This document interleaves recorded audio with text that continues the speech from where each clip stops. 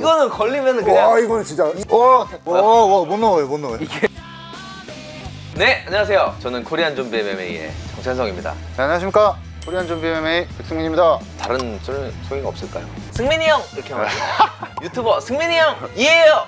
네. 이런 거 백승민입니다. 해보시죠. 네, 승민이 형입니다. 오늘은 격투기와 주짓수에서 나올 수 있는 신기한 서브미션 이런 것들을 조금 소개를 해드릴까 합니다. 제가 블랙벨트가 된 기념으로 또 이렇게. 그리고 제가 오늘 설명해드릴 것들은 선수 이외의 분들은 절대로 따라하면 안 되고 선수분들도 심각하게 걸어서는 안 되는 기술들이 포함이 되어 있습니다. 따라하지 마세요. 일단은 제가 썼던 트위스터.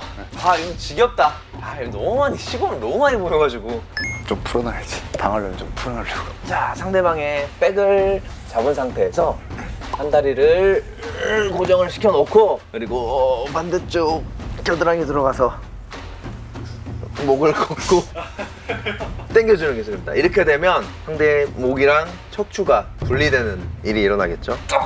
아주 괜찮습니다. 이렇게 가볍게 해도 무리가 될 수 있는 기술이고 그리고 좀 더 타이트하게 하려면 이 다리까지 걸면 못 나오세요.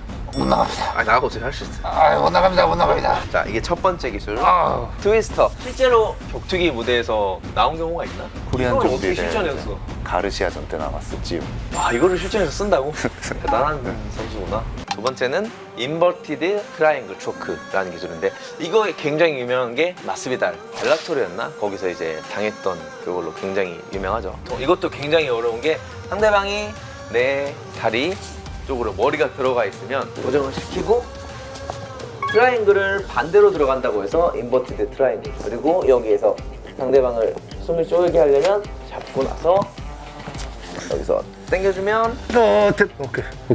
숨이 막혀요. 지금 목이 조금 쫄리는데. 네 그렇습니다. 이게 바로 인버티드 트라이앵글. 이게 오늘 고생 많이 하시네요. 아 좋습니다. 저니까 할 수 있는 건데. 여기서 이제 마스비달이 그렇게 이런 상태로 기절했던 게 굉장히 유명해지면서 몇몇 선수들이 이 기술을 쓰기 시작했죠. 근데 아직 UFC에서는 나온 적이 없는데. 다음은 페루비안 넥타이. 태클을 빡 했을 때 상대방의 태클을 방어하고 보통은 여기서 다스로 들어가는데 손이 들어와서 이렇게 잡는 건 다스초크라고 하는데 다스도 사실 조금 쓰기 어려운 기술이긴 하죠. 그죠. 이 기술로 2012년에 서미션 오브 더 이어를 받은 선수가 또 한 명이 있었어요.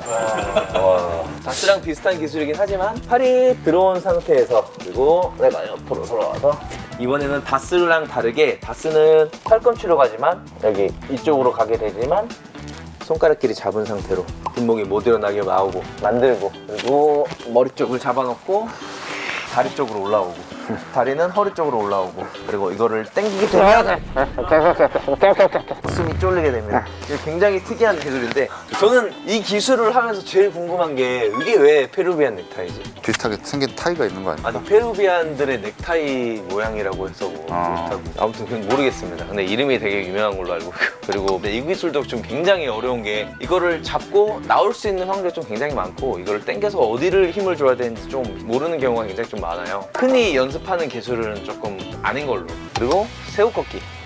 새우고기 언제 나왔습니까? 한번 나왔었어요. 오, 진짜요? 새우꺾기는 이제 뭐 어렸을 때 장난으로 많이 하잖아요.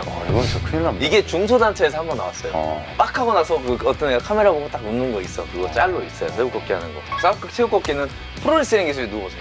이런 자세가 굉장히 많이 나오니까 격투기에선. 근데 이거를 어떻게 이렇게 잡고 돌아보세요. 돌아서. 와 이거는 진짜 큰일 난다. 이거는 걸리면은 그냥. 와 이거는 진짜 찐텐이다. 와 이거 이거는 진짜 죽는 거지. 위험. 이것도 어떻게 보면 서브미션이라고 할 수 있고 제가 생각했을 땐 이거는 UFC에서 나올 일은 없어요. 왜냐면은 이거는 수준이 굉장히 떨어지는 사람들만 걸릴 수 있는 서브미션으로 알고 있고. 자, 다음은 카프 슬라이서. 지금 현재 라이트급 챔피언이 옛날에 썼던 카프 슬라이서. 굉장히 유명한 기술이죠. 보통의 경우는 하체 관절기를 시도했다가 상대방이 뒤로 돌아서 나가려고 하면 이 부분을 잡은 상태로 내가 이렇게 됐던 거를 다리가 이렇게 돼 있던 거를 바로 오게 만들고 다리가 못 빠져나가게 만들고 상대방 허리를 안아주면 카프가 슬라이서 되는 것 같아요. 뒤로 살짝 놓을래요?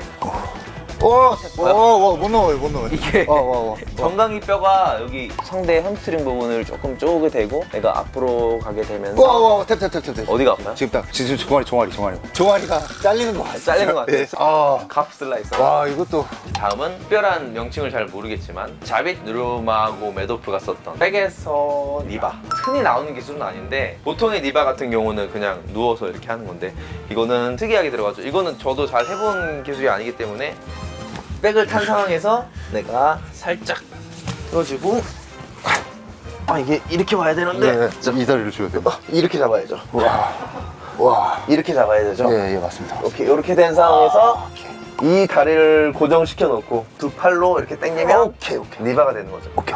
야, 근데 이거는 진짜 쓰기 힘들겠다. 와. 명칭을 정확하게 모르니까 백에서 니바, 백 포지션에서 쓰는 니바. 이거는 저도 조금 연습을 하면 될 것 같긴 한데 어차피 이렇게까지 해야 되나 싶기도 하고. 마지막은 기무라. 변형된 기무라. 제가 이번에 데니게전 때 썼던 코리안 좀비 기무라를 할 건데 조금 특이한 경우였죠, 이것도. 기무라도 보통의 경우라면 이렇게 내가 누운 상태에서 기무라를 이렇게 쓰는 경우가 많은데 제가 했던 경우는 이번에 태클을 빡 방어한 상태에서 이 손을 떼고 무릎 꿇어보세요. 이 손을 떼게 만들고 내가 이 손을 계속 잡고 있었을 때 얘가 뿌리치려고 뒤로 제꼈던 것 같아요. 그래서 제가 그냥 여기를 잡고 땡기게 되면 체포. 이거는. 그리고 여기에서 상대방이 보통은 이렇게 빠져나오려고 누우면 내가 그냥 이쪽으로 같이 따라 들어가면서 이렇게 마무리를 하는데 이번에는 데니기가 이걸 잡고 왼쪽으로 넣어봐요. 이렇게 되면서 내가 이 팔에 좀 힘을 좀 못 줬던 것 같아요. 그래서 미끄러져 내려오면서 기술 실패했던 경험이 납니다.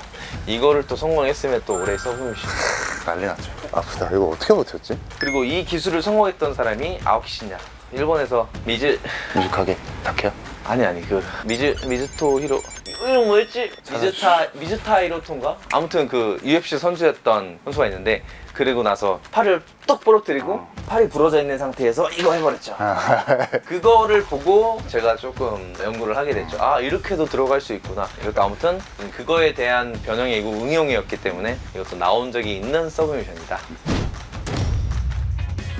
오늘은 주짓수 그리고 격투기에서 나올 수 있는 신기한 서브미션 그리고 정찬성이 블랙벨트가 되면서 특집으로 해봤는데 뭐 이런 영상들로 인해서 주짓수와 종합격투 인기가 더 많이 올라갔으면 좋겠습니다. 그리고 승민이 형의 채널의 인기가 좀 제발 좀 올라갔으면 좋겠는데 사실 저도 안 보고 있어서 감사합니다.